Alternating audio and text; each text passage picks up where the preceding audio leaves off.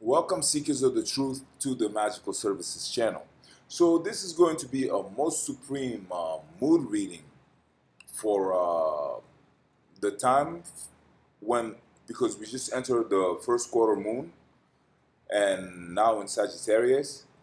And so from now, from the first quarter moon until the full moon, and the full moon will be on the 28th of August at 3:46 a.m. Universal time. So that'll be, for some viewers, that could be on the 27th at night, and for some others, it'll be on the 28th for the full moon.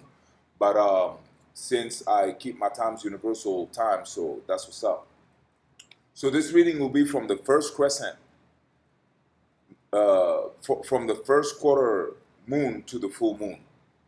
And it'll be a mood reading for the general collective. With that said, let's get into it. So the collective psyche embarks on a profound and ultimately illuminating journey as the lunar cycle advances from the first quarter in Sagittarius toward a climatic full moon in Aquarius. This 8-day window is characterized by a dramatic shift in the global mental atmosphere, moving from a restless, expensive hunger for meaning into a highly analytical, collectively oriented state of clarity. As the cycle opens with the moon in Sagittarius, the collective mood is driven by a desperate psychological need for freedom, psychological alignment, and emotional horizon. The mind refuses to be trapped in claustrophobic narratives or unresolved shadow work. Instead, it looks outward, craving truth and adventure. Yet this soaring desire for psychological expansion immediately collides with a formidable internal stress test. Venus in Libra are locked in a tight, fateful opposition to retrograde Saturn in Aries. This axis acts as a ruthless psychological reality check. While the inner self craves harmony, comfort, and mutual recognition, Saturn retrograde drags the heavy weight of reality, limitation, and individual sovereignty into conscious awareness. The collective mood is forced to confront the friction between the desire to be comforted and the sobering realization that true peace requires hard, uncompromising boundaries. Internal narratives sustained by polite compromise or wishful thinking collapse under this Saturnian gravity, demanding an unflinching audit of what we actually value versus what we merely cling to out of fear. Complicating this high-level psychological reckoning is a volatile subterranean current of emotional defensiveness driven by Mars in Cancer. Because Mars is in its fall, the instinctual drive to assert, protect, and process emotion is tangled in deep vulnerability and pervasive need for safety. This Mars is caught in a brutal cognitive and emotional crossfire, squaring Venus, opposing retrograde Pluto in Aquarius, and squaring retrograde Neptune in Aries. In the collective unconscious, this configuration breeds intense psychological friction, paranoia, and projected fear.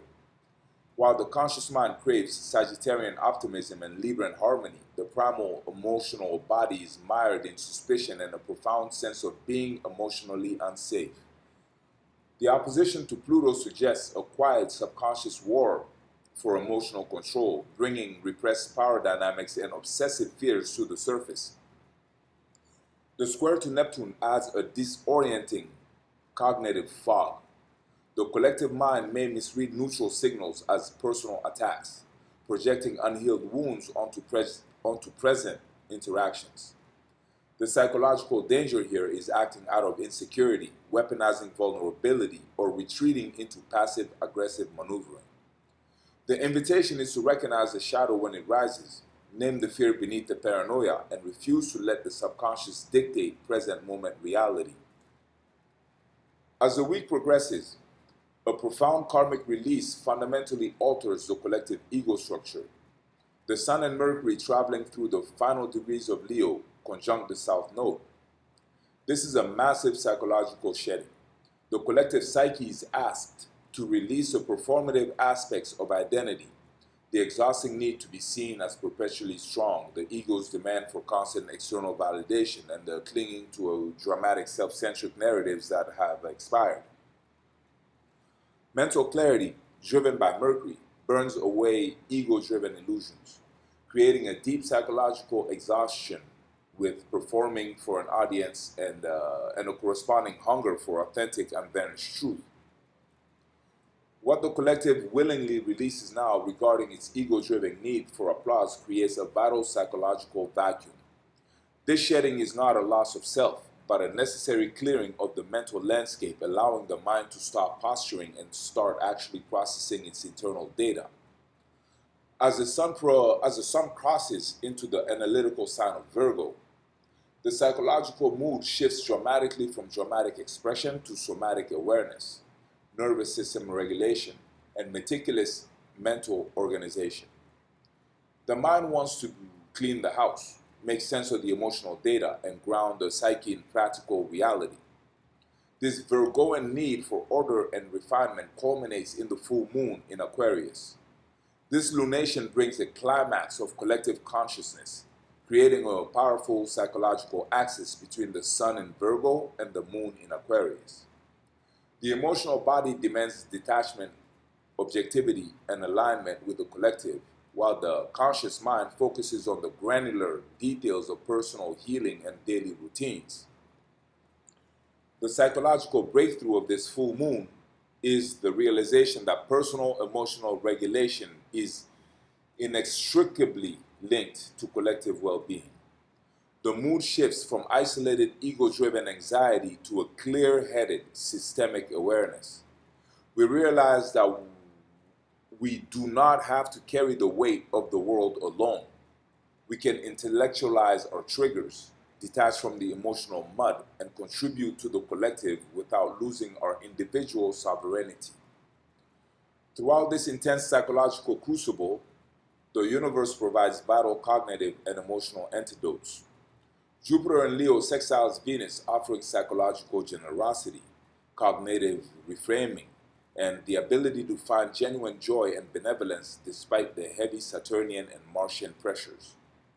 This aspect allows the mind to step back from its triggers and view its emotional landscape with warmth and grace, preventing the psyche from collapsing into cynicism. Simultaneously, Uranus in Gemini forms a brilliant trine to Pluto and a sextile to Neptune, providing sudden cognitive breakthroughs and nervous system resets. When the emotional fog of Neptune or the obsessive gravity of Pluto threatens to overwhelm the psyche, Uranus in the mental sign of Gemini offers the ability to intellectualize, detach, and rewire neural pathways.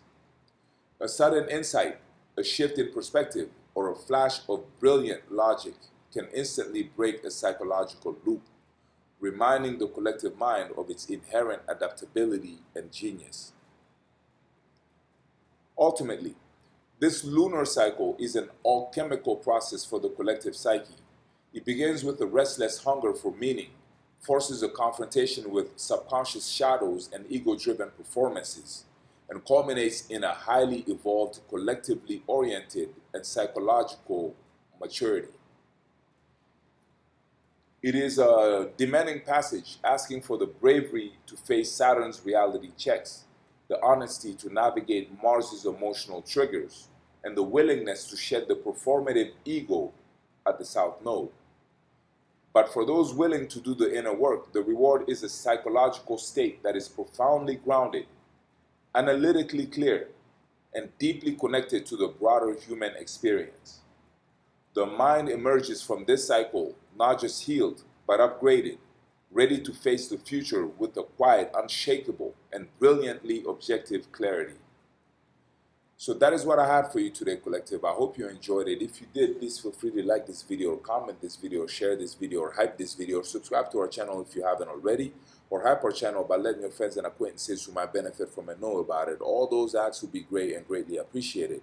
There's a magical service being offered in the description box. Feel free to check it out. It could be useful. This is a magical channel after all.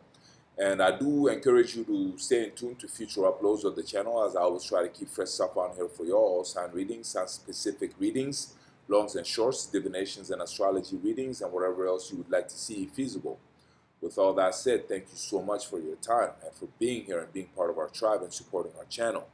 Until the next time, blessings.